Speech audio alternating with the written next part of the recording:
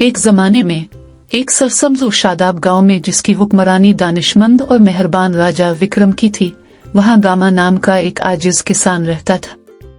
Gamma ने अपनी छोटी सी जमीन पर अनथक मेहनत की, अपने खानदान का पेट पालने के लिए फसलें उगाएं। इसकी सख्त मेहनत के बावजूद पैदावार अक्सर औकात बस इतना ही होता था कि वो अपने काम को पूरा कर सके। फिर भी गामा मुतमईन था, क्योंकि वो अपनी मेहनत की कदर और अपने बादशाह की भलाई पर यकीन रखता था।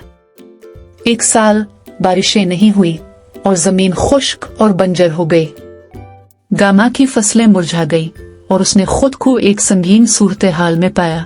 भूख के दहाने पर अपने खानदान के साथ गामा किसान ने राजा विक्रम से मदद लेने का फैसला किया, जो अपनी सखावत और इंसाफ पसंदी के लिए जाना जाता है। गामा अपने बेहतरीन फलों की एक छोटी टोकरी राजा के लिए तोहफा के तौर पर लेकर महल की तरफ रवाना हुआ। कई दिन चलने के बाद आखिरकार वो अजीम अलशान महल के दरवाजे पर पहुंचा। गार्ड्स इसकी आजिजाना शक्ल देखकर शक में पड़ गए, लेकिन उसकी दरख्वास्त सुनकर उसे अंदर जाने का फैसला किया। गामा को महल के तख्त के कमरे तक ले जाया गया, जहां राजा विक्रम अपनी पूरी शान और शौकत के साथ बैठा था। किसान ने दिल की गहराइयों से झुककर फलों की टोकरी पेश। राजा किसान के खुलूस से मुतासिर हुआ। ए अजीम राजा, मैं आपकी सल्तनत का एक गरीब किसान हूँ। इस साल मेरी फसलें नाकाम हो गई हैं और मेरा खानदान भूख से मर रहा है। मैं आपकी मदद और हिकमत के हुसूल के लिए आया हूँ। तुमने यहाँ आकर बड़ी हिम्मत का मुजाहिरा किया है। मैं तुम्हारी मदद करूँगा, लेकिन पहले ये बताओ, तुम्हें क्या लगता है कि जिंदगी की सबसे कीमती चीज क्या है? गामा ने एक लम्हे के लिए सोचा और जवाब दिया, जिंदगी की सबसे कीमती चीज मेहनत और ईमानदारी है।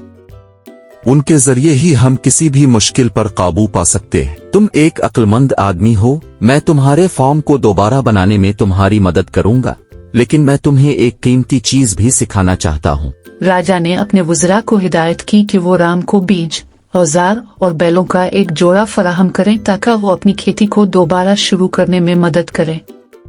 इसके अलावा इसने गामा को सोने के सिक्कों का एक थैला दिया ताकि इस बात को यकीनी बनाया जा सके कि इसके खानदान की फौरी जरूरियात पूरी हों।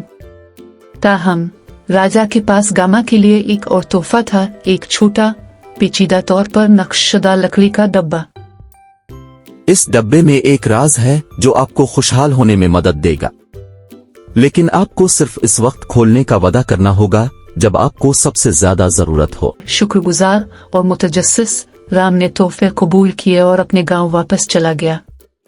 बीजों और औजारों की मदद से इसने तंदही से काम किया और जल्द ही इसके खेत एक बार फिर फलने फूलने लगे। सोने के थैले ने इस बात को यकीनी बनाया कि इसके खानदान को अच्छी तरह से खिलाया और आरामदेह है, और वो तरक्की की मनाजिल तय करने लगे। साल गुजर गए और राम को कभी लकड़ी का डब्बा खोलने की जरूरत नहीं पड़ी।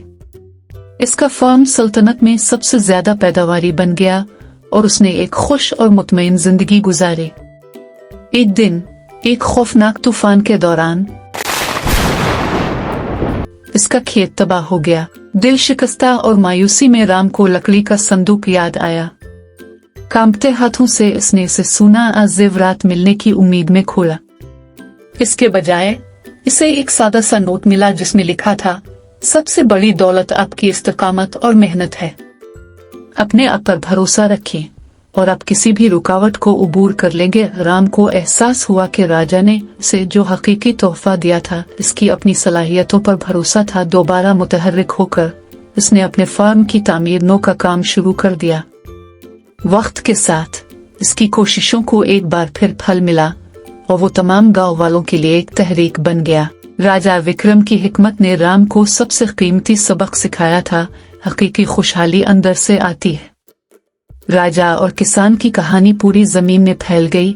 मेहनत, ईमानदारी और खुद एतमादी की ताकत का सबूत थी, जो हमें सिखाती है कि हमेशा खुद पर यकीन, खुद एतमादी होनी चाहिए।